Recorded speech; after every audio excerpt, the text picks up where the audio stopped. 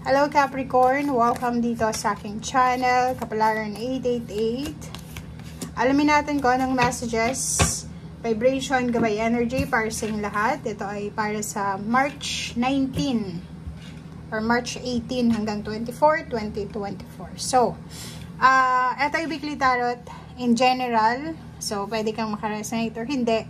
Depende sa kung ano yung lumabas sa inyong mga baraha. Okay, mayroon ka ditong first two cards sa isang tarot deck. Number 45, number 40. 9 and 4. This week, ngayong linggo is parang sinasabi ng barahan na kailangan mong mag-relax. If, for example, wala namang rason para mag-celebrate pero bigyan mo ang sarili mo sa linggong ito ng time para makapag-relax. Pwede kang, kung mahilig ka kumanta ka. Or yung iba sa inyo dito is kung ano yung magbibigay sa'yo ng saya, kung ano yung magbibigay sa'yo ng pleasure or ng kaligayahan, ng happiness, ng joy, gawin mo daw. Okay? So, this week yan yung sabi sa'yo ng baraha.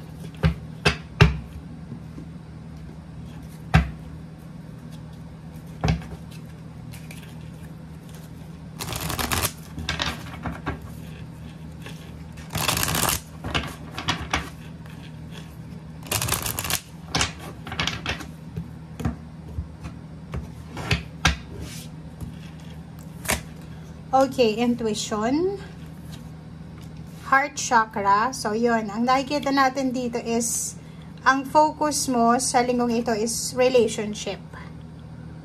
Okay, Capricorn.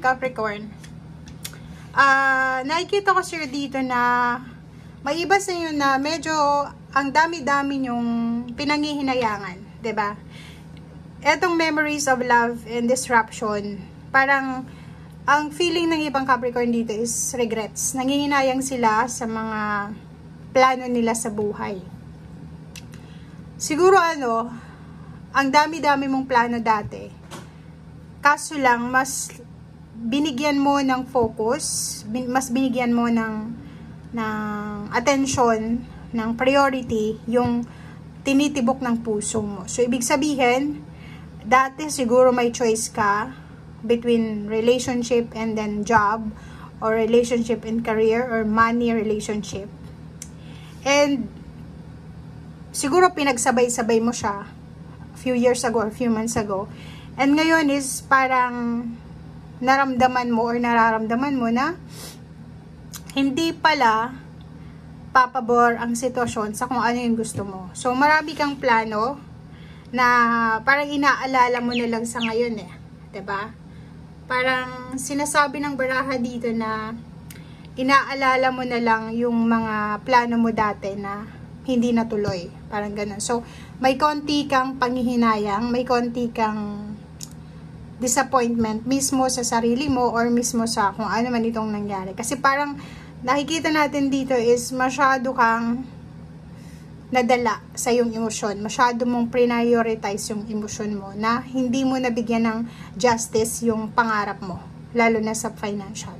So, makinig tayo sa intuition natin ngayon mismo. If ever man na nangyari na ito sa past, if nandun ka na naman ulit sa crossroad, kung ano ba yung decision making na gagawin mo, it's either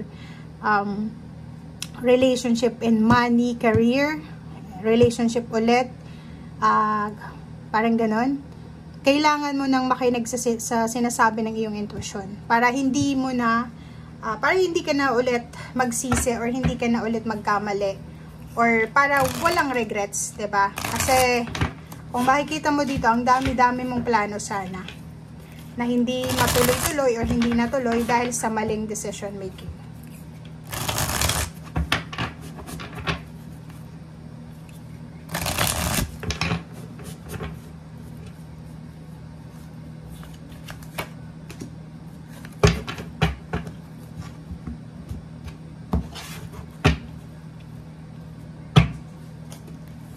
Okay, first card natin is the Moon. So, meron kang mga kinakatakutan or meron kang mga hindi sigurado, parang ganon. So, for example, ang nakikita natin dito is yung choices mo nga dati na mas binigyan mo ng priority yung relationship kaysa doon sa trabaho, kaysa doon sa pamilya mo, which is ngayon is natatakot ka kung tama ba tong pinanindigan mo, tama ba tong ginawa mo, or tama ba ito na pinaglaban mo. So nandito ka sa damo na marami kang kinakatakutan, natatakot ka na baka yung pinaglaban mo or yung decision na prioritize mo is hindi pala worth it na ipaglaban, 'di ba?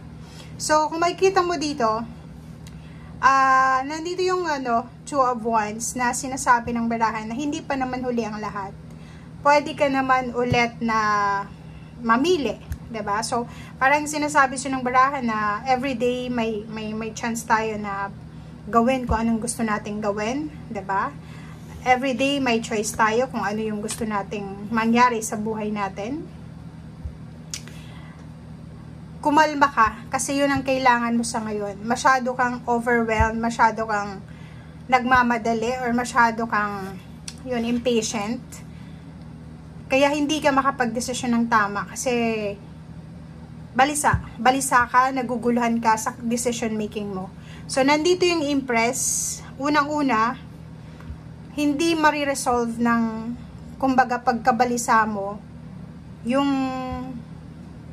mga iniisip mo sa ngayon, kasi ang kailangan mo muna is, 'di ba? Kailangan mo munang siguraduhin na tama, balanse yung sarili mo, emotional, lalo na mental and emotional, psychological, okay? Ang Empress na to is nagsasabi sa iyo dito na marami na posibleng tao sa paligid mo na gustong damayan ka, okay?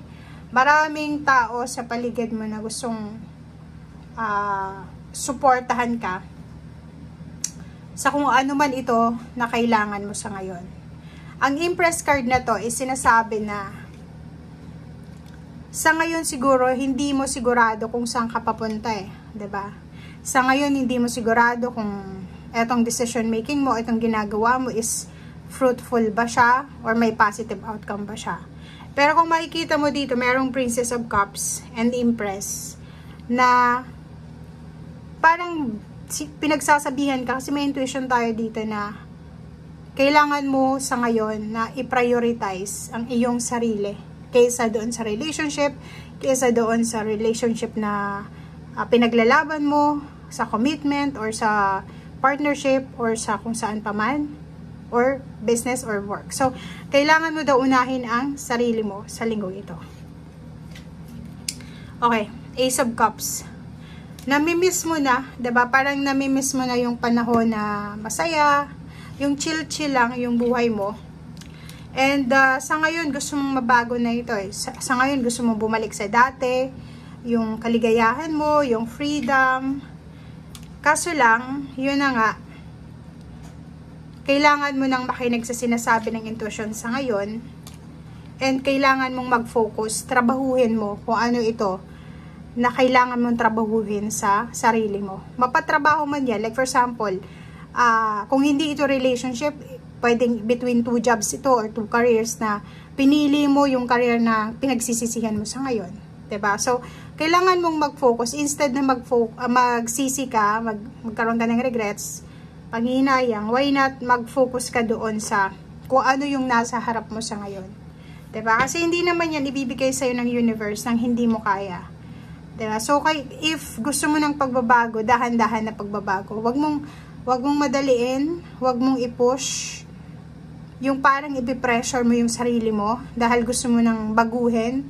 'Di ba? Yung like for example, nagdo-drawing ka, tapos namali ka ng color, tapos gaganunin mo yung papel kasi tatapon mo, parang ganun. Pwede mo pa naman yan na i-rectify, 'di ba? Pwede mo pa naman na ayusin, 'di ba? So, hindi pa naman ito yung final destination mo. Hindi pa naman ito yung final outcome. Lalo kung nasa below 30 years old ka pa lang, huwag mong masyadong ini-stress yung sarili mo na parang kailangan ko eh. 'Di ba? Kailangan kong napag-iiwanan na ako ng mga tao sa paligid no, ng mga kaklase ko, ng makababata ko. So, kailangan kong ilaban din yung pangarap mo. Okay lang na ilaban yung pangarap mo, pero huwag mong ipe-pressure yung sarili mo. Kasi, Kung makikita mo dito, pag na-pressure ka, instead na makakuha ka ng tamang desisyon, mas lalo kang maguguluhan. Mas lalong magiging, parang anong tawag dito? Wala, mawawalan ka ng interest. Mawawalan ka talaga ng overall focus. So, yun ang wag na wag mong gagawin. Yung mawalan ka ng focus.